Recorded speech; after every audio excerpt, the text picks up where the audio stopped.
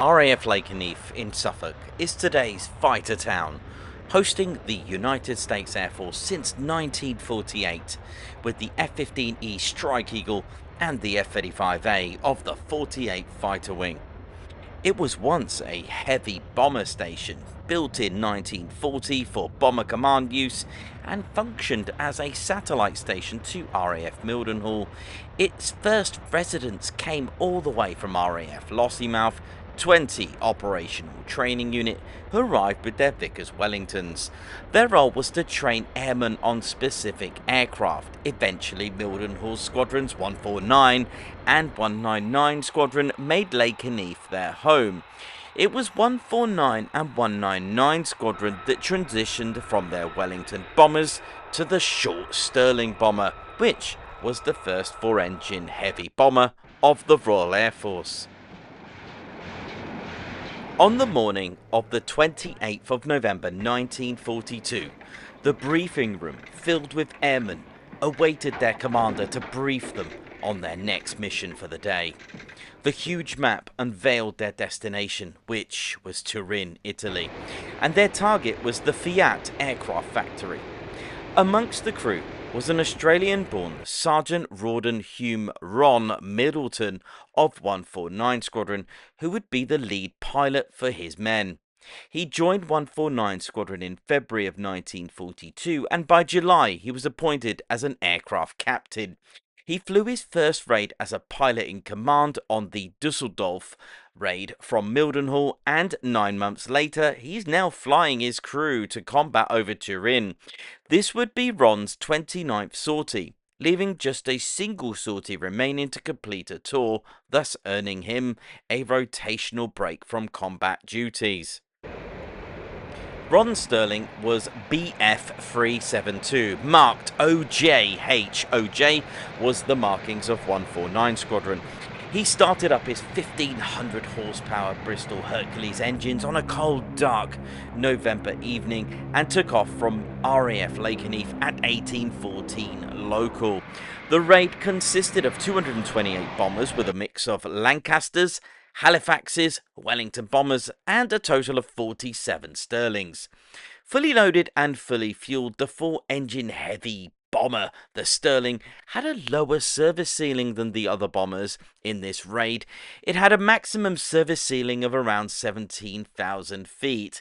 Areas like the Alps, which they would be going through, would mean a choppy ride and going through it rather than over it. Nevertheless, the Stirling had a great trick up its sleeve, the design of its wings being at 99 feet in wingspan and its long body, that it was more manoeuvrable than the other bombers. In fact, it could outmaneuver some attacking night fighters. Ron's second pilot was Flight Sergeant Leslie Anderson Hyder. His flight engineer was Sergeant James Ernest Jeffrey. Bombardier was Flying Officer George Royde, and wireless operator was Sergeant John William Mackey. And of course, the 4 air gunners were ready as the Stirlings were just minutes away from their target.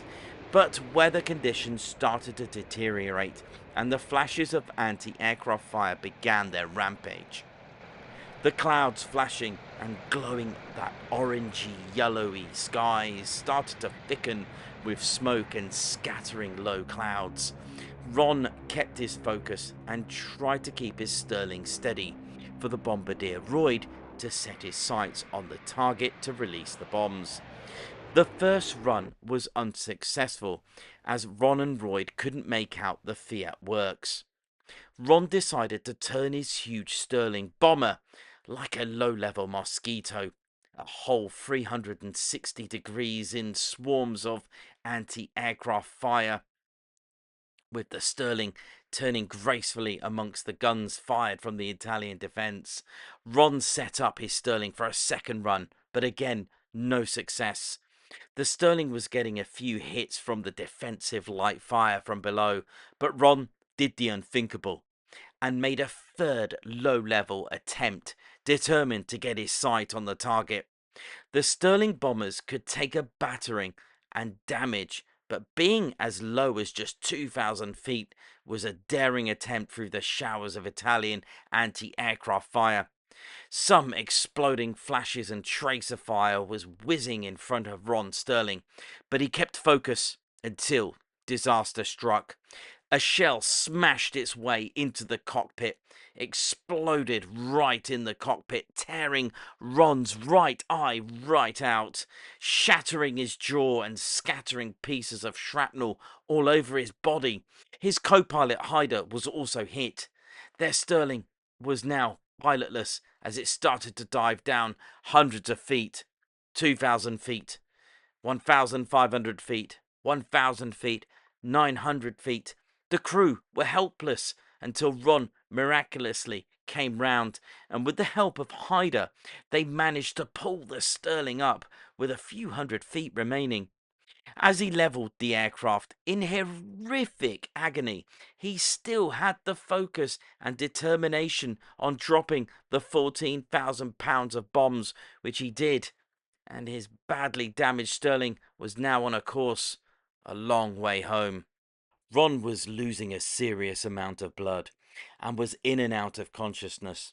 He didn't want his men to bail out of the battered Stirling over enemy territory, nor did he want them to bail over neutral land either. He wanted his men home safe. They met even more attacks over France as their Stirling took even more hits from flak. 30-year-old Mackie was also injured, and the men attended each other for the first aid. Ron, with his right eye missing and a shattered jaw, could only mumble his intentions. Ron painfully said to his men, "I will get you home." Gunners Flight Sergeant Cameron and Sergeant Goff assisted Ron. Fuel by now was seriously low, so serious that over the English Channel they had just a few minutes left. Ron ordered his men to prepare to bail out. He could see England and her coast. They were almost home, but the Stirling's engines were close to fuel starvation. The Kent coast was in sight, but Ron then faced another challenge. He knew he couldn't get to an airfield, and if they bailed, where would the Stirling hit? He saw the houses, and he knew the risks of potentially killing civilians if he either kept his Stirling heading for land or if they bailed over the land. Ron ordered his men to prepare to bail out, and once he steered the aircraft parallel to the coast so that it would not hit civilians, the 5 bailed out. First was Goff, Cameron, Skinner, Royde and Hyder, and they landed safely and swam to the shore. All 5 survived.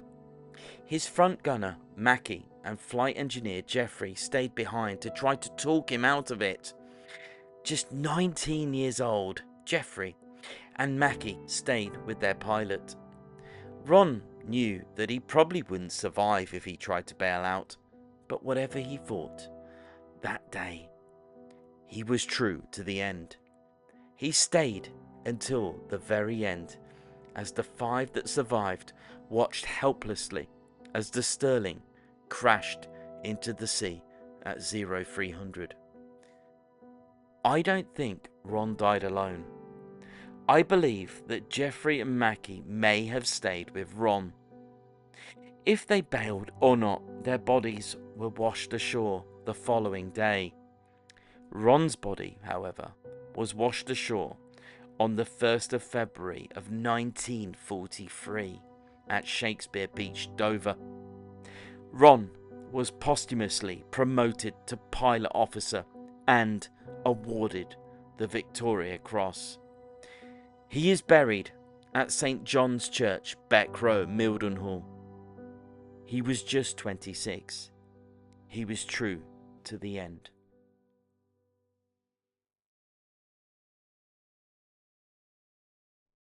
Please feel free to join me on this 2-minute silence. But when I did the 2-minute silence, something extraordinary happened. Unknown to myself, unknown to the pilots of the 48 Fighter Wing that I was here. Listen in the background to what happened.